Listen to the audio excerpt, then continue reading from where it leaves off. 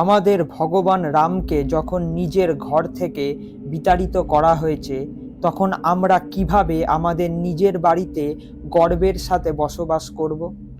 মুঘল শাসকদের অত্যাচার ও অযোধ্যার ধ্বংসের বিরুদ্ধে সূর্যবংশীদের বিদ্রোহ এই একটি প্রশ্ন দিয়ে শুরু হয়েছিল। তারা শপথ নিল যে কখনো মাথায় পাগড়ি বাঁধবে না, পায়ে চামড়ার চপ্পল পরবে না, যতক্ষণ না তাদের ভগবান তাদের ঘরে ফিরে আসে। একজন ক্ষত্রিয়র কাছে তার সম্মান, তার ধর্মই সবচেয়ে বেশি গুরুত্বপূর্ণ জিনিস। 500 বছর পর সূর্যবংশী ক্ষত্রিয়রা আবার তাদের সম্মান, তাদের ধর্ম আবার ফিরে পেয়েছে। এই কাহিনী সেই ঐতিহাসিক কাহিনী যা দীর্ঘস্থায়ী হয়েছিল, যা 500 বছর ধরে চলেছিল। এই কাহিনী সেই তপস্যার, যা লাখ লাখ ভক্তের একসাথে সঞ্চালিত। এটা বিশ্বাসের, অপেক্ষার ও ভক্তির কাহিনী। এই কাহিনী অযোধ্যার রাম মন্দিরের। অযোধ্যা শহর, বাল্মীকি রামায়ণে এর সম্পর্কে বিস্তারিত বর্ণনা করা হয়েছে। একটি শহর যা মনু নিজেই তৈরি করেছিলেন, যেখানে একটি এমন কাহিনী রচনা হয়েছিল যা আপনাকে শিখিয়ে দেবে ধর্ম, অর্থ এবং কাজ শতাব্দী ধরে। রামায়ণ, ভগবত পুরাণ, বিষ্ণু পুরাণ, স্কন্দ পুরাণ ও মহাভারত, এরকম অনেক বইতে অযোধ্যা নগরের উল্লেখ আছে। ধারণা করা হয় অযোধ্যা নাম আয়োধ্যা শব্দ থেকে এসেছে, যার অর্থ এমন একটি শহর যা কোনো যোদ্ধা জয় করতে পারে না, এমন একটি শহর যেখানে যুদ্ধ হতে পারে না। বড় রাস্তা, চৌকো আকৃতির বাড়িঘর, মহৎ প্রাসাদ এবং বিশুদ্ধ নদী যার পানীয় পান করা যেতে পারে, সোনার রথ, মন্দির আর চিরন্তন পরিবেশ, উদ্দীপনা ও উদযাপন। অযোধ্যা নগরীকে স্বর্গের মতো দেখা হতো। ধনসম্পদে ভরা মা লক্ষ্মীর নগর, যেখানে গম, ধান, ফুলের মালাসহ আরও অনেক কিছু জিনিস পাওয়া যেত। অন্যান্য রাজ্য থেকে ব্যবসায়ীরা এগুলো কিনতে আসতেন। এখানে সব সেরা শিল্পী, কবি, সঙ্গীতজ্ঞ, নর্তকী সেখানে ছিল। প্রতিটি বাড়িতে, প্রতিটি গলিতে কোথাও না কোথাও গান হতো, অথবা কোথাও মন্ত্র উচ্চারণ হতো। কোথাও কোথাও তরবারির চর্চাও ছিল। অযোধ্যাকে সাতটি পুরীর একটি বলে মনে করা হতো, যা এই নগরের মাহাত্ম্য ও ইতিহাস তুলে ধরে। মনে করা হয় রামায়ণের পরে ভগবান রাম বৈকুণ্ঠ ধামে গিয়ে সমাধি নিলেন। এরপর তার পুত্র কুশ রামের স্মরণে বহু মন্দির তৈরি করেন। এরপর ভগবান রামের 44 প্রজন্ম এখানে রাজত্ব করেছেন, যার শেষ রাজা ছিলেন রাজা বৃহদ্বল। কিন্তু মহাভারতের যুদ্ধে রাজা বৃহদ্বলের মৃত্যুর পরে অযোধ্যা ধ্বংস হয়ে গেল। অনেক বছর পর, প্রায় 100 খ্রিস্টাব্দে, রাজা বিক্রমাদিত্য আবার সেই মন্দিরগুলি নির্মাণ করেন, আর অযোধ্যার গৌরব ফিরে এলো। কথিত আছে তিনি একটি বড় মন্দির নির্মাণ করেছিলেন। এই মন্দিরটি 84টি কালো পাথরের স্তম্ভের উপর নির্মিত হয়েছিল। কেন এই তথ্য গুরুত্বপূর্ণ আমরা পরে জানাবো। পরবর্তী বহু বছর বিভিন্ন রাজারা অযোধ্যা ও মন্দিরের দেখাশোনা করেন। এরকম অনেক পুরানো চীনা এবং ইউরোপীয় ভ্রমণকারীরা বলেছেন রামের জন্মভূমি মন্দিরের কথা। তারা বলেন এই ভূমিতে রামনবমী উপলক্ষে প্রচুর লোক সমাগম হতো। কিন্তু 1526 সালে যেটা হয়, যার পর সব বদলে গেল। কারণ এই বছরই মুঘল রাজা বাবরের আগমন ঘটেছিল ভারতে। 14 শতকের সময় নাগাদ মুঘল সাম্রাজ্য ভারতে দ্রুত ছড়িয়ে পড়েছিল। মানুষের ওপর নির্যাতন করা হয়, পুরো বসতি ধ্বংস করে দেয়া হতো, আর আমাদের মন্দিরগুলো লুটপাট ও ধ্বংস করা হয়েছিল। ধীরে ধীরে বাবর পৌঁছে গেল অযোধ্যা তার সাম্রাজ্য বৃদ্ধি করতে। 1527 থেকে 1528 সালের মধ্যে শ্রীরামের জন্মভূমি মন্দির ধ্বংস করা হয়। বাবরের নির্দেশেই এমনটা করা হয় বলে মনে করা হয়। তার সেনাপতি মীর বাকি রাম জন্মভূমি মন্দির ধ্বংস করেন। মন্দিরের মূর্তি ও নিদর্শন ধ্বংস করা হয়, করভাগ ভেঙে দেয়া হয়। পুজো ও বিশ্বাসের স্থান মাটির ধ্বংসাবশেষের আকারে ছিল।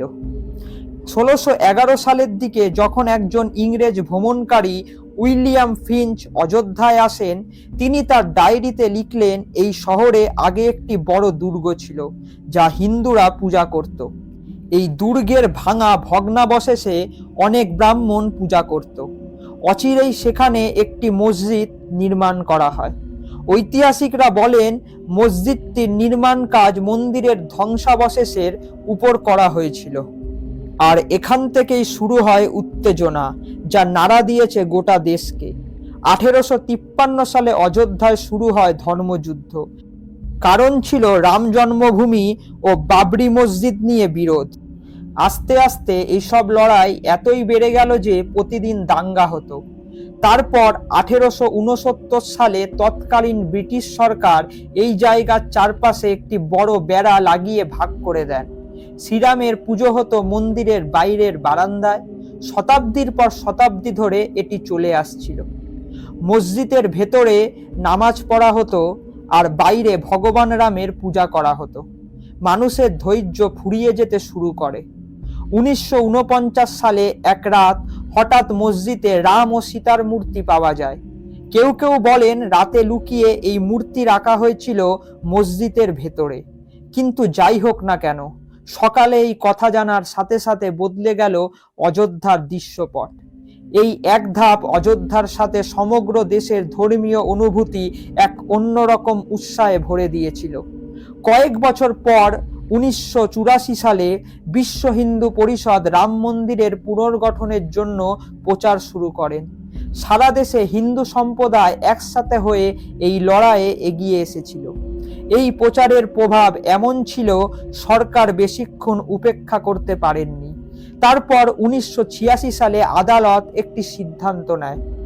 ফৈজাবাদ জেলা আদালত বাবরি মসজিদের গেট খুলে দেওয়ার নির্দেশ দেয়।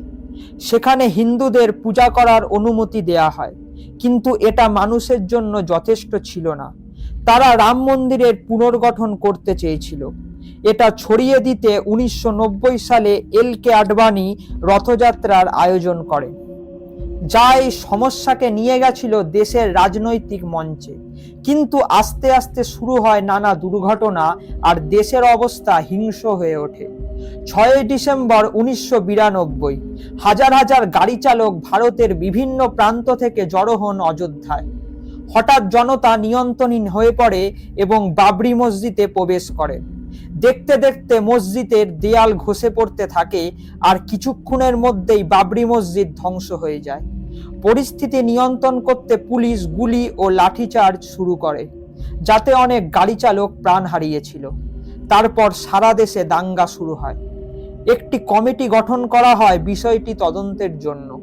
সাথে archaeological survey of India ASI কে এই বিরোধপূর্ণ জমি খননের নির্দেশ দেয়া হয়। এই তদন্তে এমন অনেক প্রমাণ বেরিয়ে আসে যা ইঙ্গিত করেছে ওখানে আগে রাম মন্দির ছিল। কিছু কালো পাথরের স্তম্ভ। বছরের পর বছর এই মামলার শুনানি চলে আদালতে এবং পরে 2010 সালে এলাহাবাদ হাইকোর্ট এ বিষয়ে একটি রায় দেন। মামলা 3টি ভাগে বিভক্ত করে দেন। এই সমাধান কেউ গ্রহণ করেননি এবং শুরু হয় এক দীর্ঘ আইনি লড়াই। দীর্ঘ অপেক্ষা ও বহু শুনানির পর অবশেষে 9 নভেম্বর 2019 সালে সুপ্রিম কোর্টের এই ইস্যুতে ঐতিহাসিক সিদ্ধান্ত দিল। আদালত রাম জন্মভূমি রামলাল্লাকে হস্তান্তর করেন এবং মসজিদ নির্মাণের জন্য জমিও দেন অন্য জায়গায়। এই সিদ্ধান্তটি দীর্ঘ লড়াইকে শান্ত করে। অযোধ্যা অনেক বছর পর নতুন সকাল দেখতে পেতে চলেছিল। আদালতের আদেশ আসার সাথে সাথে 2020 সালে অযোধ্যা রাম মন্দিরের পুনর্নির্মাণ শুরু হয়। একটি মন্দির যেটি শুধুমাত্র জাঁকজমকপূর্ণ হবে না, বিশ্বাস ও সমৃদ্ধিপূর্ণ হবে। এই মন্দিরের নির্মাণ শুধু ইট এবং পাথর দিয়ে হয়নি, কোটি কোটি ভারতবাসীর বিশ্বাস ও উৎসর্গ দিয়ে তৈরি। আগের বছর 11 জানুয়ারি 2024 সালে মন্দিরটি খোলা হয়েছে। 500 বছরের অপেক্ষার পর ভগবান রাম আবার তার ঘরে ফিরেছে। ভক্তের তৃষ্ণার্ত চোখ তাদের ভগবানকে দেখেছে। সূর্যবংশীরা তাদের সম্মান ফিরে পেয়েছে। তারা গর্বের সাথে মাথায় আবার পাগড়ি পরেছে। সারা দেশ প্রদীপের আলোয় ভগবান রামের ফিরে আসা উদযাপন করেছে। মন্দিরের 1 বছর পূর্ণ হয়েছে। আসুন সবাই মিলে বলি জয় শ্রীরাম। এই সম্পর্কে আপনাদের কি মতামত আমাদের কমেন্টে জানান, আর কমেন্টে অবশ্যই শ্রীরাম লিখবেন। অডিওটি ভালো লাগলে লাইক এবং শেয়ার করুন, আর এরকম আরো রহস্য ও কাহিনী জানতে অজানা রহস্যকে সাবস্ক্রাইব করুন।